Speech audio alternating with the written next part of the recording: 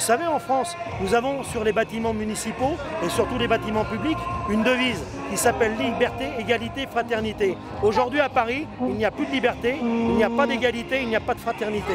Nous sommes devant des gens qui nous mettent devant un fait accompli, nous sommes devant des nantis qui sont en train de couper la tête du peuple. Ça, j'assume mes propos. À l'heure actuelle, vous avez quand même 240 commerçants, 2000 emplois directs, sans compter les emplois indirects qui sont concernés, qui sont mis simplement à la rue. Moi, en tant que commerçant, sur le domaine public, en ayant un registre de commerce sur le domaine public, à l'heure actuelle, je ne peux même pas exploiter mon activité. Mais par contre, j'ai des comptes à rendre à l'État. Donc ce qui veut dire que moi, en tant que Français, en plus, nos parents, nos grands-parents se sont battus pour que la France soit libre. Et aujourd'hui, on se retrouve avec une dictature en face de nous. Donc nous ne l'admettons pas.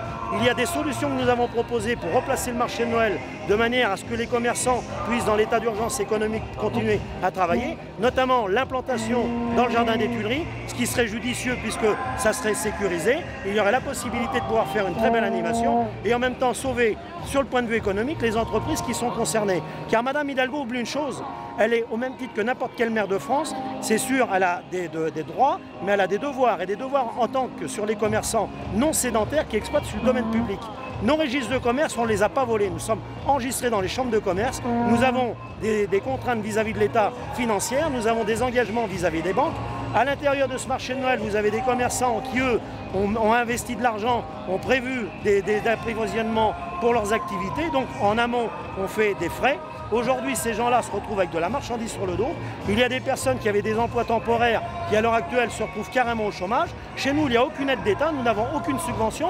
C'est le fruit de notre travail qui nous permet de vivre. Donc nous demandons simplement le droit de vivre, le droit au travail, et que Mme Hidalgo arrête de se targuer que c'est un problème de qualité. La qualité de la ville de Paris, vous savez, il y a un drôle de problème. Je pense qu'avant de regarder le marché de Noël, il ferait mieux de ramasser les poubelles dans les rues et nettoyer certains endroits. Il y a des feuilles qui se traînent sur le trottoir de Paris, sur la plus belle avenue du monde.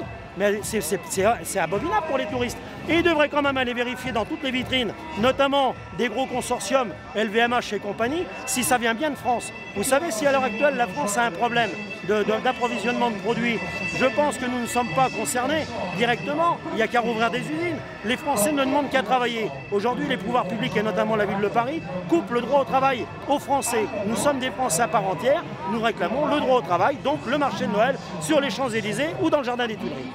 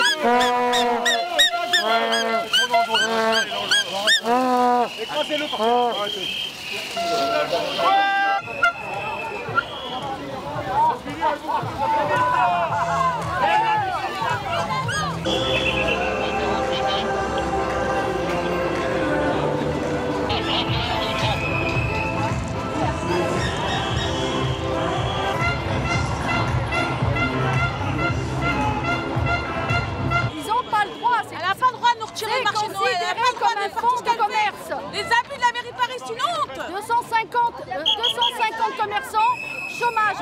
C'est là où ils font le plus de chiffres, le marché de Noël. Donc on ne prend pas une décision impulsive au bout de 6 mois, 6 mois avant. Qu'un commerce comme M. Campion et tous les commerces, quels qu'ils soient, qui ont une notoriété aussi importante, C'est-à-dire qu'on commerce, plus on grossit, plus on a besoin d'argent. Et plus on a besoin d'argent, plus on prend des crédits. Et plus on prend des crédits, plus on investit. C'est comme ça que fonctionne le commerce.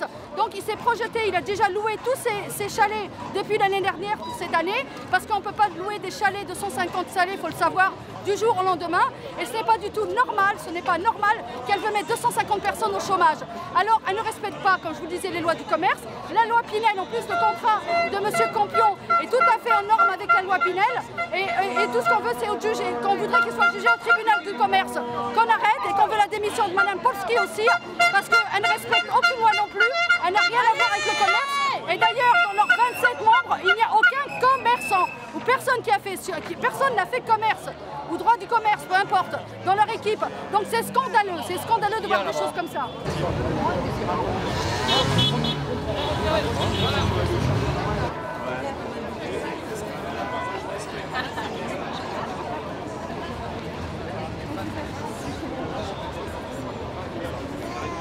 Qu'est-ce que c'est qui se passe? Ils appuient sur un bouton, la lumière s'allume. Il y a des centaines de travailleurs qui ont fait ça, puis eux viennent s'amuser à appuyer sur le bouton. Et les travailleurs, ils n'ont même pas le droit de boire un coup. Voilà, c'est comme d'habitude. Non, mais moi, je fais partie du comité des Champs-Élysées jusqu'à temps qu'ils me foutent dehors. Parce que je vois que ça leur plaît pas trop. Parce que vous avez vu que c'est la lalie en ce moment pour le monde forain. On n'aime plus trop les forains. Parce que Mme Hidalgo a décidé de travailler avec les riches maintenant. Elle s'est fait élire par les pauvres, elle travaille avec les riches. Elle a donné 25 hectares dans le bois de Boulogne à M. Bernard Arnault pour faire une fête foraine permanente. Et on dégage les forains. Mme Hidalgo, je lui serrais la main avant, mais maintenant elle m'évite. Elle pense que c'est pas bien de dire ce qu'on pense. Elle voudrait bien qu'on meure tranquillement. Donc c'est des malfaisants. Vous pensez que... Il y a des bienfaisants et des malfaisants dans la vie. J'ai vu beaucoup de malfaisants à l'hôtel de ville aujourd'hui, des jaloux, des gens qui ne savent pas ce que c'est que le travail, qui ne savent pas travailler. Monsieur Bernard Arnault, 25 hectares dans le bois de Boulogne, une fête foraine permanente, ça ne vous dérange pas ça? Voilà, alors elle pourra dire aux gosses de Paris, vous allez chez les riches, Disney sur l'Est et Bernard Arnault sur l'Ouest. Et les forains on élimine. Les plaisirs populaires, on les élimine. Alors moi je ne suis pas d'accord, comme je fais de la résistance, il faut m'éliminer. Ce qu'ils ont voté aujourd'hui, d'abord c'est des amateurs à la ville de Paris en ce moment. C'est vraiment des amateurs. Vous savez, des procédures, j'en ai eu 14 au Conseil d'État, je les ai tous gagnés. Ils vont payer, c'est les Parisiens qui vont payer les indemnités. C'est pas grave, ils s'en foutent, ils ont leur chèque à la fin du mois. C'est des gens, c'est des amateurs. Ils discutent, ils ont voté un vœu aujourd'hui. Le juge estimera ce que c'est qu'un vœu, ça n'a aucune valeur juridique. Donc je vais aller en justice, c'est ça. Pour cette année, oui, ils ont tout fait pour que ça ne marche pas. Et tout le monde est content. Il y a 2000 emplois, 2000 gars qui bossaient, ils ne bossent plus. Et bravo les socialistes de mettre 2000 emplois au chômage. Bravo. Bravo Madame Anne Hidalgo. Avec un contrat de 6 années et aujourd'hui, elle veut arrêter le contrat. Ah voilà, elle veut faire plaisir à M. Bernard Arnault, c'est simple. Demandez-lui à elle, c'est pas à moi qu'il faut demander.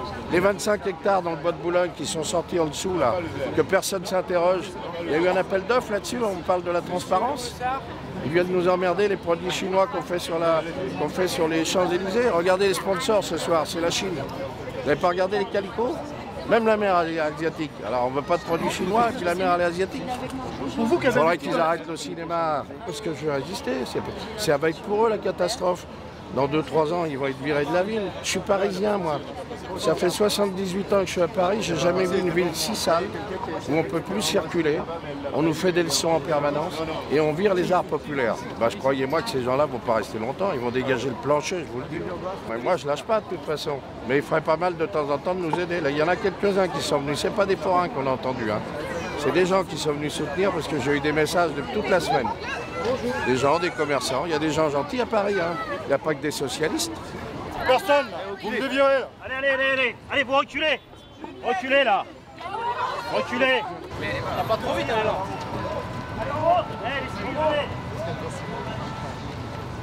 Personne dans le périmètre. Jordan.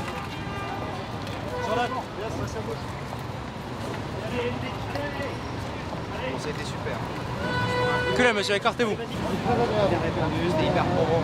C'était très chouette. C'est un homme de scène en fait, c'est pas un journaliste. Non, c'était pro, c'était bien organisé. De magie. C'est un tour de magie. Je rentre avec vous, après je vous laisse en route. Vraiment bien. Merci beaucoup.